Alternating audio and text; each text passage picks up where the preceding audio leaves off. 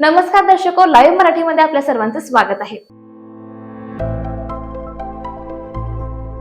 कोल्हापूर महानगरपालिकेतील सर्वाधिक तुल्यबळ लढत ही प्रभाग क्रमांक 9 मध्ये होतीये।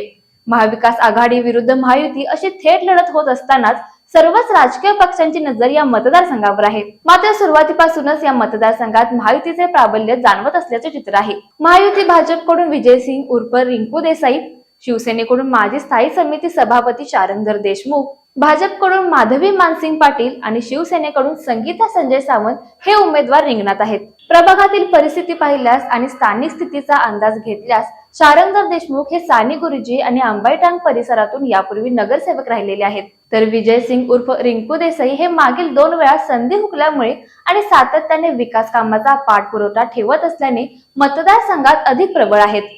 24 तास लोकांच्या संपर्कात राहून अडचणी सोडवण्यात अग्रेसर असल्याने जनसामान्यात त्यांची ओळख एक कॉल प्रॉब्लेम सॉल्व्ह अशीच झाली आहे। तर फुलेवाडीतील माजी नगरसेवक सर्जेराव पाटील यांच्या घरातील माधवी मानसिंग पाटील या उमेदवार आहेत, तर संजय सावंत हे देखील माजी नगरसेवक राहिल्याने त्यांच्या पत्नी संगीता सावंत निवडणुकीच्या रिंगणात आहेत। महाविकास आघाडीकडे माजी नगरसेवक राहुल माने हे रिंगणात आहेत। यापूर्वी बलराम कॉलनीतील ते नगरसेवक होते, मात्र ऐनवेळी देशमुख यांच्या विरोधात लढत आहे। मात्र उर्वरित 3 उमेदवार काँग्रेसची कमकुवत बाजू आहे। प्रभाग क्रमांक 20 मधून तयारी करत असलेले नंदू पिसे यांना ऐनवेळी 9 मधून उमेदवारी दिली, तर राष्ट्रवादी काँग्रेस शरदचंद्र पवार पक्षातून इच्छुक असलेले सुनील देसाई यांच्या पत्नीला ऐनवेळी काँग्रेसमधून उमेदवारी दिली। चौथ्या उमेदवार पल्लवी बोळाईकर आहेत।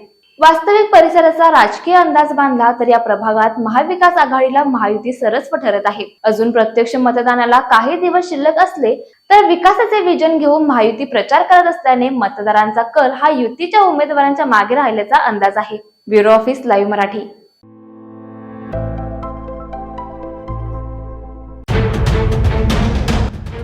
राजकारणातला किंग मेकर, सत्तेच्या सारी पटलावरील वोट कटर, बाजी पलटवणारा गेम चेंजर, पण अखेर या महापालिकेत कोण ठरणार धुरंधर?